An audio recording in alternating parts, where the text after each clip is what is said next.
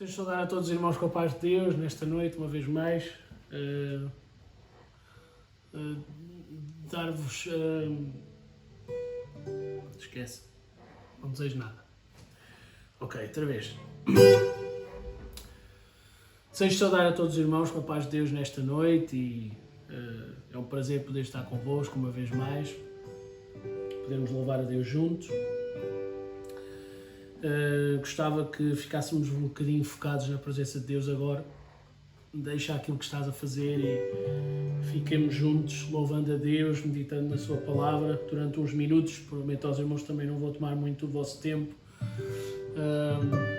mas vamos louvar a Deus, está bem? Vieste à terra do céu, louvamos a Deus juntos.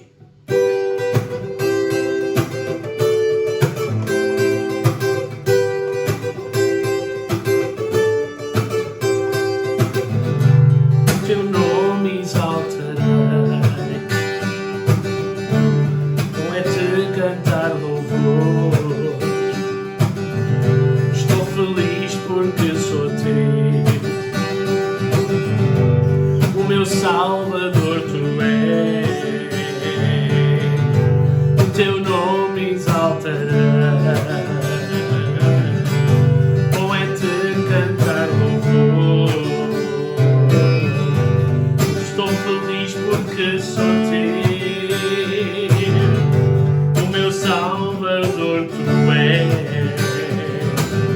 Vieste à terra do céu para o caminho mostrar, da terra para a cruz para o meu pecado pagar, da morte para o céu. Tu és o vencedor, eu te exalto, ó Senhor.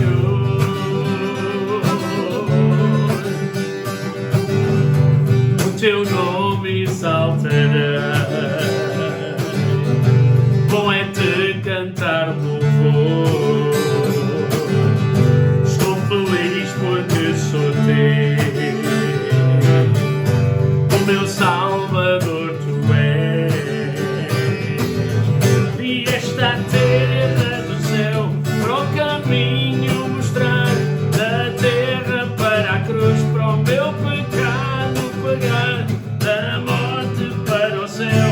Tu és o vencedor, eu te exalto, ó Senhor.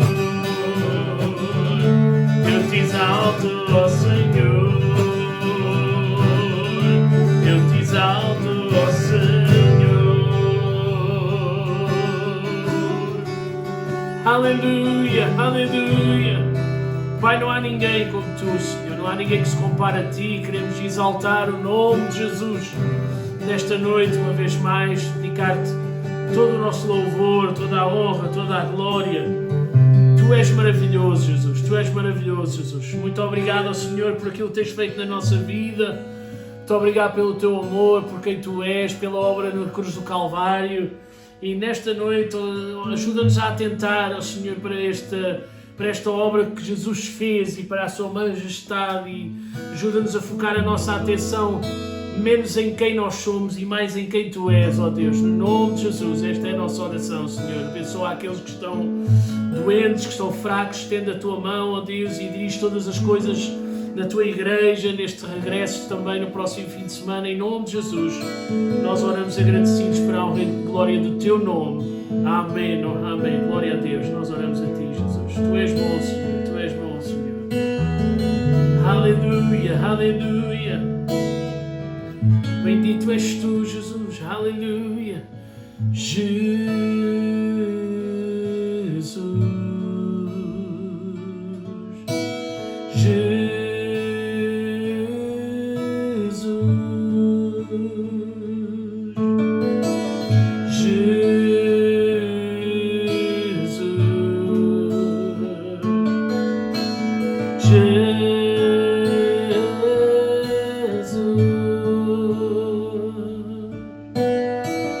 Santo e ungido de Deus,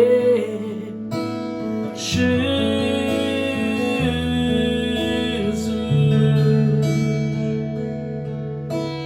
Jesus.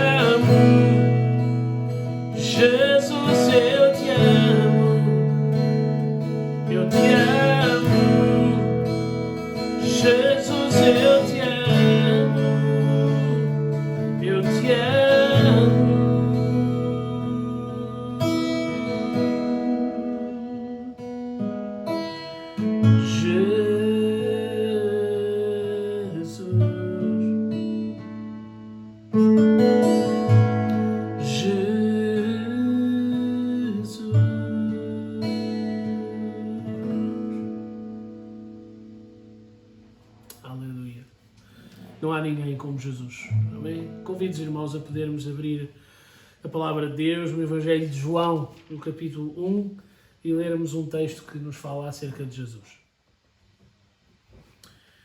No princípio era o Verbo, e o Verbo estava com Deus, e o Verbo era Deus. Ele estava no princípio com Deus. Todas as coisas foram feitas por intermédio dele, e sem ele nada do que foi feito se fez. A vida estava nele, e a vida era a luz dos homens. A luz resplandece nas trevas, e as trevas não prevaleceram contra ela.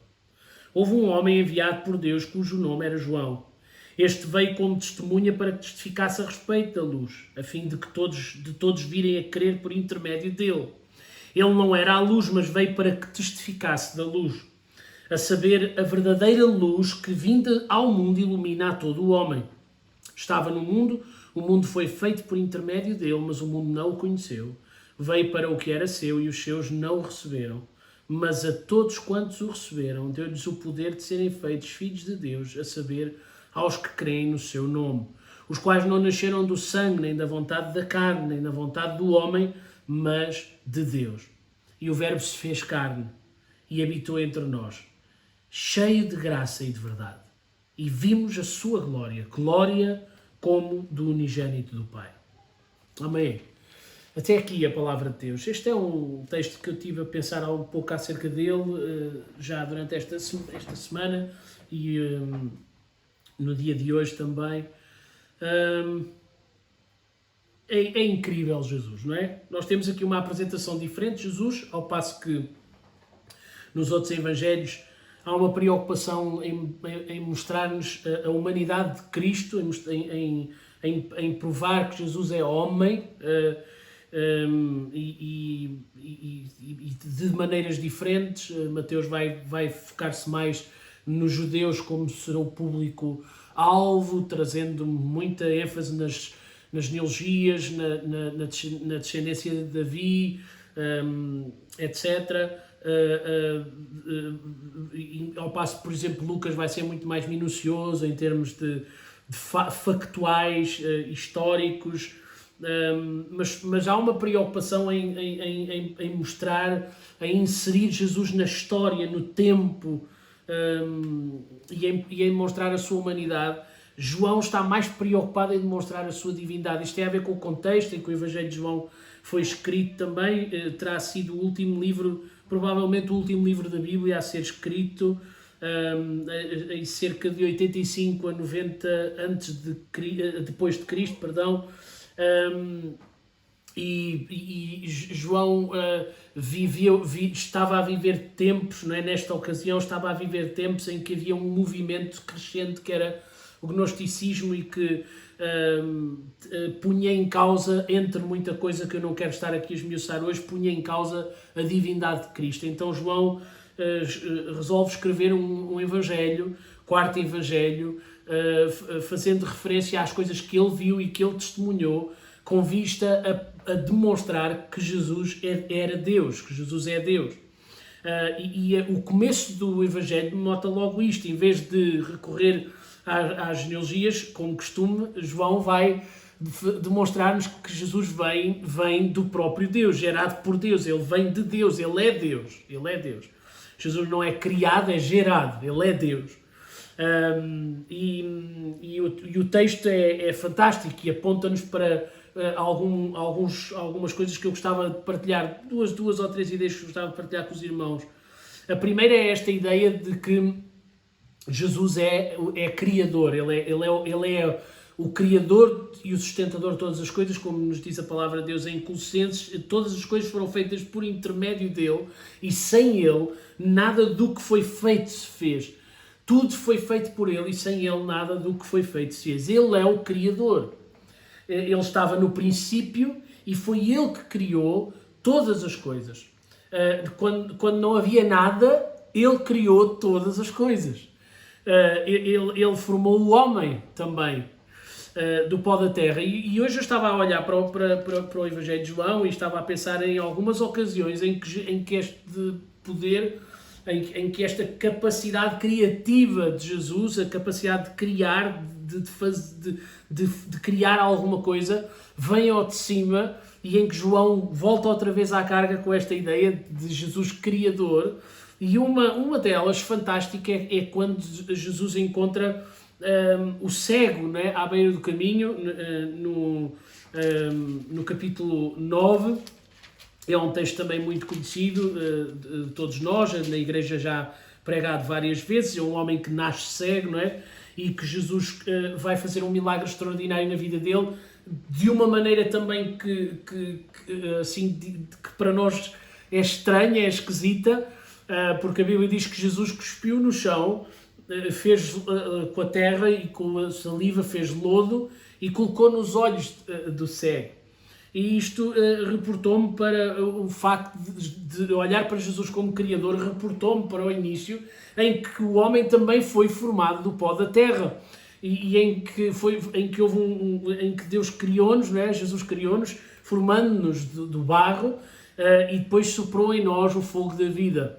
E ao olhar para este texto não pude deixar de pensar se não haveria uma intenção, se não é intencional, se não haveria aqui uma demonstração do poder criativo de Jesus e da capacidade de criar de Jesus ao cuspir no chão, fazer lodo com a sua saliva e com a terra, e da mesma maneira que ele formou o homem do pó da terra, mas este homem estava mal formado, tinha um problema na vista, nasceu cego, não podia ver, mas Jesus vai, da mesma maneira que Jesus moldou o homem, ele vai moldar a vista para este homem, vai criar vista para este homem, não é? E com aquele lodo colocado nos olhos do cego, e depois mandou-o ir lavar-se ao tanque de Siloé, e o homem foi quando voltou, e voltou a ver. Então nós vemos esta capacidade de Jesus de criar. O homem nasceu cego, mas Jesus criou condições para que ele voltasse a ver. O poder de Jesus em ação, não é? Na multiplicação dos pães e dos peixes, mais uma vez vemos esta ação criativa de Jesus, em que 5 pães e 2 peixes, que parecia que não dava para nada, mas nas mãos de Jesus e com a capacidade de criar de Jesus, ele começou a distribuir aqueles alimentos pela multidão, e aqueles alimentos foram suficientes para alimentar uma multidão que pensa-se que andaria perto entre as 15 e as 20 mil pessoas. Uma multidão imensa, mas que foi alimentada pelo poder de Jesus, porque Jesus tem o poder de criar, Jesus é criador. Este poder de criar de Jesus é um poder extraordinário. Ele é o criador, ele tem a capacidade de criar do nada. Ele pode criar do nada.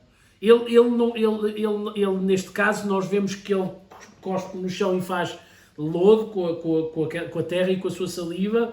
Na multiplicação dos pães e dos peixes, nós vemos que ele utiliza os 5 pães e os 2 peixes para proceder à multiplicação, mas no início, na criação, não havia nada. No princípio não havia nada.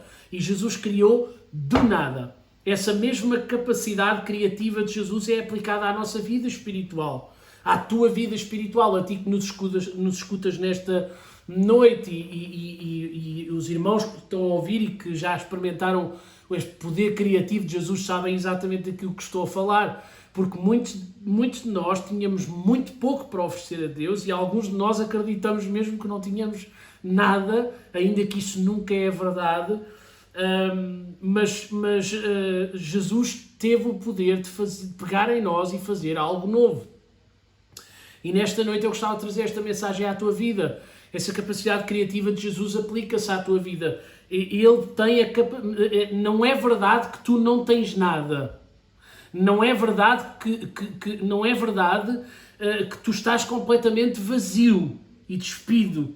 Não é verdade. Tu ainda tens coisas, ainda tens valor, ainda tens características nas quais vale a pena investir. Mas mesmo que não houvesse nada, isso não era problema para Jesus. Porque Jesus cria do nada. Não importa a circunstância em que está a tua vida, de onde é que tu vens, Jesus tem o poder de mudar as circunstâncias e criar a partir do nada. Então, em segundo lugar, eu gostava de pensar convosco também acerca do facto de Jesus ser a comunicação do Pai para nós. Deus era impossível de ser era difícil de ser conhecido, conhecer Deus. Deus revelou-se no Velho Testamento, antes de Cristo, através da sua palavra, através dos profetas, através da natureza. Deus revelou-se através dos milagres, mas eu sei que eu tenho algum receio de usar a palavra impossível, porque algumas pessoas tiveram um relacionamento com Deus, mas dizer que conheciam Deus, acho que eu não quero usar a palavra impossível, eu vou usar difícil, mas quase que poderia dizer impossível, não é? Conhecer Deus nesse contexto de revelação do Antigo Testamento, porque as pessoas não, a prova de que as pessoas não, penso comigo, a prova de que as pessoas não conheciam Deus, a prova de que as pessoas não conheciam Deus na base da Antiga Aliança, é que quando Jesus veio ao mundo, ninguém o conheceu. Jesus era a comunicação do Pai para nós, e a Bíblia diz, e nós acabámos de ler, veio para os que eram seus, mas os seus não o receberam. A prova de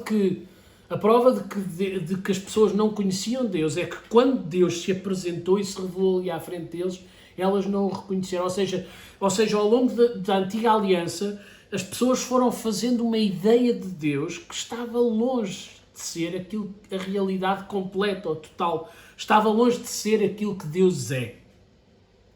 Longe.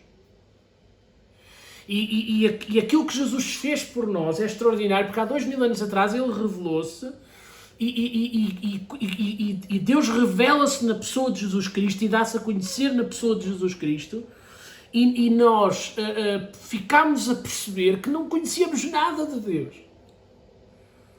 Ficámos a perceber que Deus era muito mais do que aquilo que nós podíamos imaginar.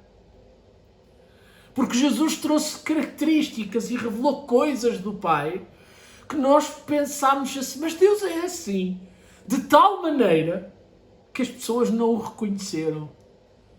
Veio para os que eram seus, mas os seus não o receberam. Jesus é a comunicação de Deus para nós.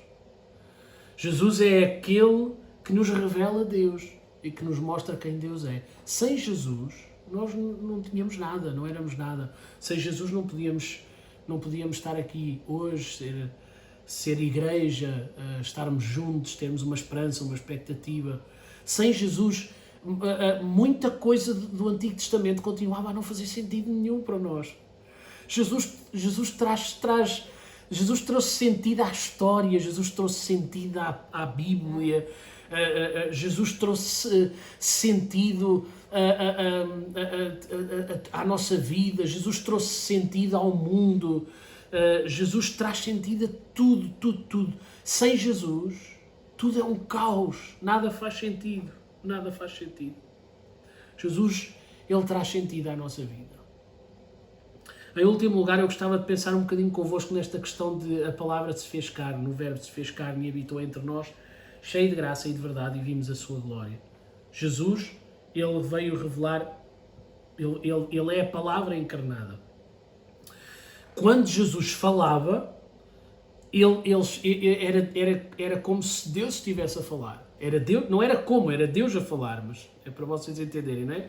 Quando Jesus falava, Jesus estava a falar as palavras do Pai. Estava a revelar-nos o Pai. E ele era o espelho do Pai. Ele era Deus e ele refletia o Pai, e nós conseguíamos ver o Pai em Jesus Cristo. Vimos a glória como a glória do Pai. Eu gostava que nós pudéssemos aplicar isto à nossa vida também.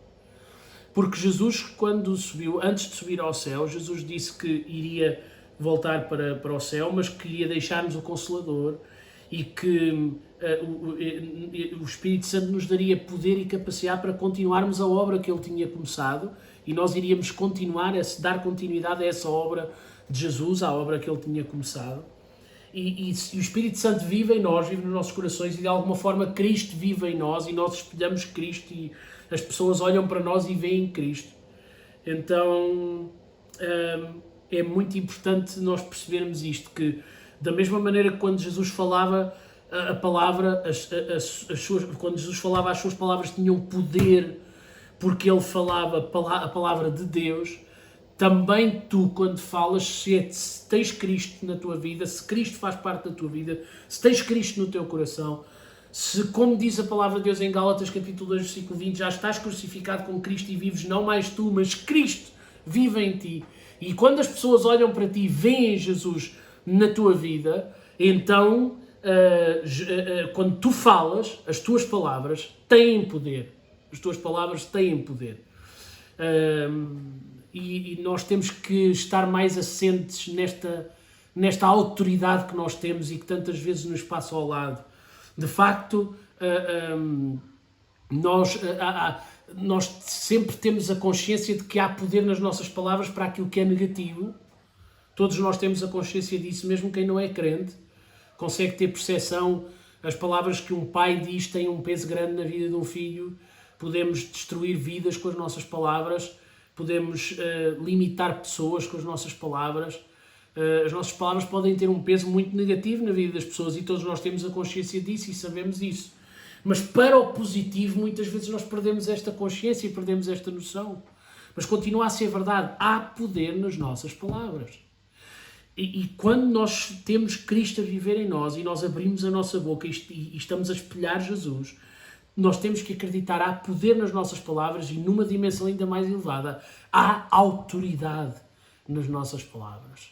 Então, aproveita este tempo que estamos a viver agora, em que vamos começar a voltar à normalidade e vamos voltar a ser confrontados com os nossos colegas de trabalho, com os nossos colegas de escola, com pessoas, com os nossos vizinhos, com pessoas com quem já não estávamos há muito tempo, mas que agora começaremos a pouco e pouco a ver.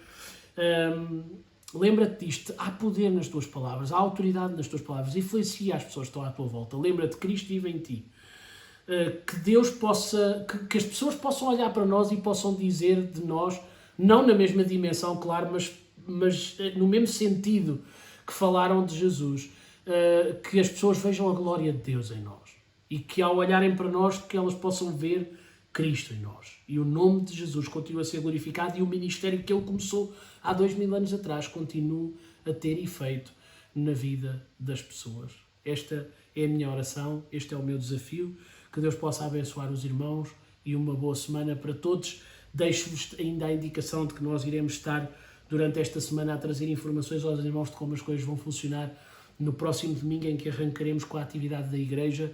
Os irmãos fiquem atentos, estaremos reunidos daqui a pouco em ministério também. Orem por nós para que Deus possa dirigir todas as coisas. Em nome de Jesus nós oramos e que Deus possa abençoar os irmãos.